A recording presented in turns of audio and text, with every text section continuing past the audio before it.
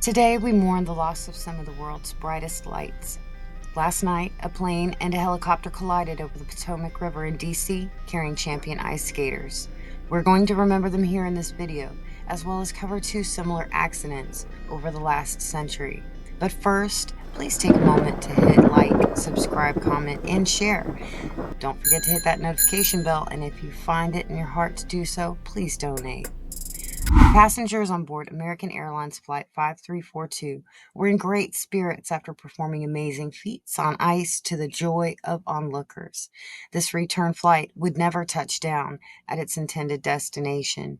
Around 8:53 p.m. Eastern Time, American Airlines Flight 5342 on its final approach collided with an Army Black Hawk helicopter on a training mission, despite both craft being on routine flight paths. There were no survivors. It has been named the deadliest aviation disaster in the U.S. in more than 2 decades. America mourns with the families of the 60 passengers, 4 crew, and 3 soldiers that were lost last night. Among the names released were Yevgenia Shishkova, a Russian figure skater and coach who is married to Vadim Nomov, another victim in this tragedy. They leave behind one son named Maxim Nomov.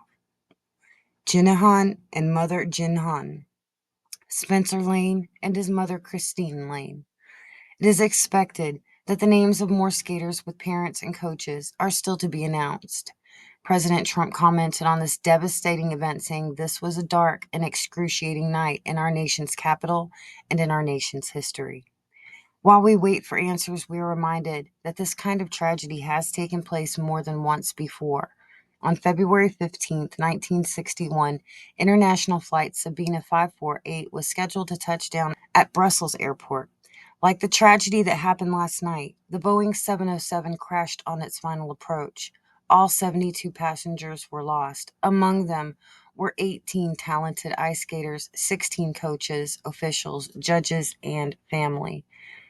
Today we remember Lawrence Owen, Maribel Owen, Dudley Richards, Bradley Lord, Diane Sherblum, and Larry Pierce, among all the people that were lost that day. Finally, we recall the heartbreaking Marshall University crash on November 14th, 1970. A chartered Southern Airways plane carrying the Marshall University football team crashed into a hillside in West Virginia, killing all 75 people on board.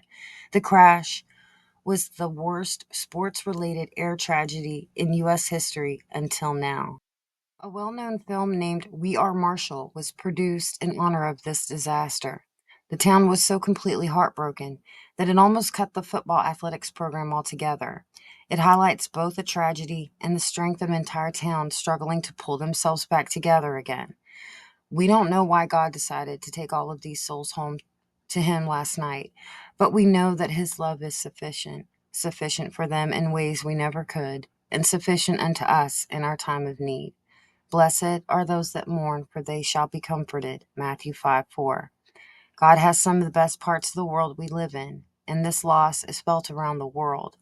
May this remind us to hold our loved ones closer while we still have time. That's all I have for today, folks. God bless you all, and I'll talk to you soon.